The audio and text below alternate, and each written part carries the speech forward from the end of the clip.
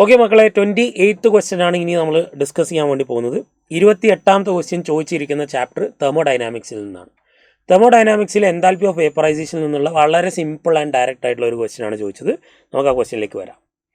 Standard enthalpy of vaporisation for CCl4 is 30.5 kJ per mole. അപ്പോൾ നോക്കണം, standard enthalpy of vaporisation എന്ന് പറഞ്ഞു കഴിഞ്ഞാൽ നമുക്കറിയാം അത് 1 മോൾ CCl4ൻ്റെ വേപ്പറൈസ് ചെയ്യാൻ ആവശ്യമായിട്ടുള്ള എനർജിയാണ്. അപ്പോൾ 1 മോൾ വേപ്പറൈസ് ചെയ്യാൻ വേണ്ടി ആവശ്യമുള്ള എനർജി എന്ന് പറയുന്നത് 30.5 kJ ആണ്.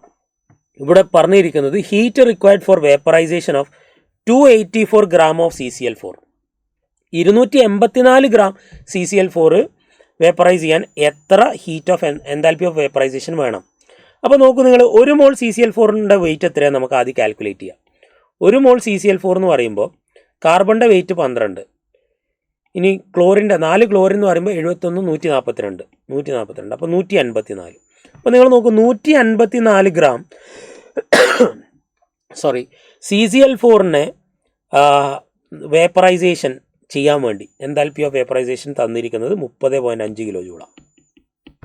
എനിക്ക് 284 gram CCl4ൻ്റെ വേപ്പറൈസേഷൻ ചെയ്യാൻ എത്ര ജൂൾ എനർജി വേണം? കിലോ ജൂൾ എനർജി വേണം. ഇത് ക്രോസ് മൾട്ടിപ്ലൈ ചെയ്താൽ മതി.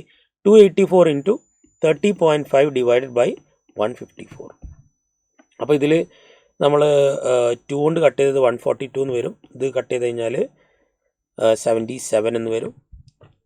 സോ 142 into 30.5 എന്ന് പറയുമ്പോൾ 4331 ആണ്. Divide by 77 is equal to 56.24.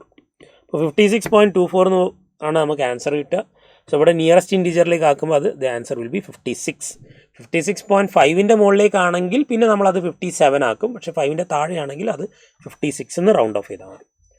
So ഇതാണ് മക്കളെ 28ാമത്തെ ക്വസ്റ്റ്യനും അതിൻ്റെ സൊല്യൂഷനും. 29ാമത്തെ ക്വസ്റ്റ്യനിൽ കാണാം.